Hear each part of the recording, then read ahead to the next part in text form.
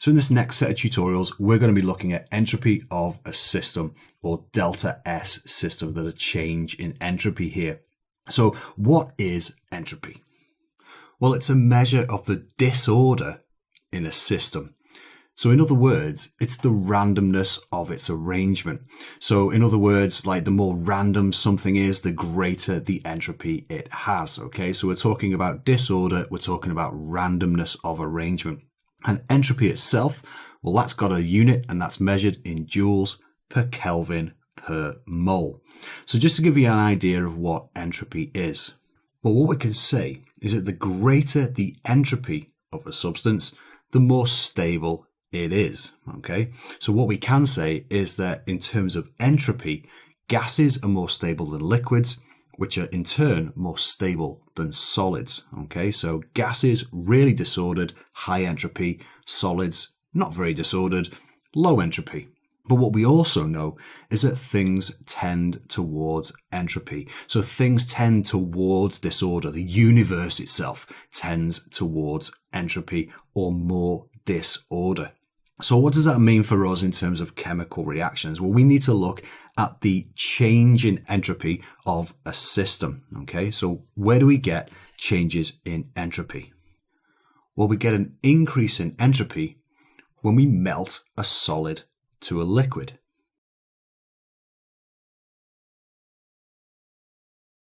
We also get an increase in entropy when we boil a liquid and turn it into a gas. We also increase entropy or randomness when we dissolve a substance in water or any other solvent for that matter. And the last one is where we increase the number of moles in an equation. Okay, so that could be the number of moles of gas, it could be the number of moles of anything really, but if you see an increase in the number of moles in an equation, that means there's going to be an increase in entropy. But of course, it does depend on what they are. So just to summarize here, entropy is a measure of disorder, randomness. The greater the entropy, the more stable a substance is. So gases have a great entropy, okay, loads and loads of randomness going on here, so they're going to have high values for entropy. Liquids less so, solids less so, and things tend towards it. The universe tends towards entropy. So in equations for the entropy of a system, we get an increase in entropy with these changes here. Of course, going the other way, we do get a decrease in entropy, which is more difficult to do because you're moving from something more stable to less stable. This is more likely to happen, okay, where things tend towards entropy, increasing their entropy values. So how do we actually measure the entropy change in a system? Okay, so this delta S, the difference in entropy. Well, a nice straightforward equation here for calculating the entropy change in a system. So delta S system equals the sum of the entropies of your products minus the sum of the entropies of your reactants. So each kind of part of your reaction, your reactants and your products, each substance will have a value for entropy, okay? And what we can do is we can use those values to find the change in entropy. So we're going to take a look at a couple of examples here just to show you what I mean. So let's take a look at the thermal decomposition of calcium carbonate. So if we heat calcium carbonate, it decomposes to form calcium oxide and carbon dioxide. Now, before we look at numbers, what I want to point out here is that actually just looking at this, I can see that there is going to be an increase in entropy. Why? Because I know that gases have a high entropy value, okay? Also, what we've got is 1 mole actually being converted into 2 moles here. So just by using these kind of guidelines, we can see, generally speaking, I'm expecting an increase in entropy here. We've got more disorder, we've got more moles, and we've got a change of state. We've got more gases on the right-hand side. But let's take a look at some figures. So these entropy values for calcium carbonate, 88.7, calcium oxide, 40, and CO2, 214. Okay, that's a massive increase there in entropy because it's a gas, it's got a really high value. So our delta S system, where we take the sum of our products, which is 40 plus 214, minus the sum of our reactants, which is basically just 88.7.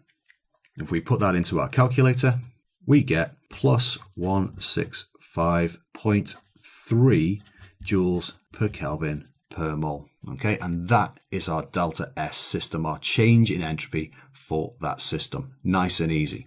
However, they're not always going to be increases in entropy. Let me show you another example. So let's say good old the Haber process. Okay, so nitrogen plus hydrogen gives ammonia. And we're just going to be looking at the forward reaction here. Okay, so the entropy change for the forward reaction. So that's where our ammonia is the product, of course, and our reactants are nitrogen and hydrogen.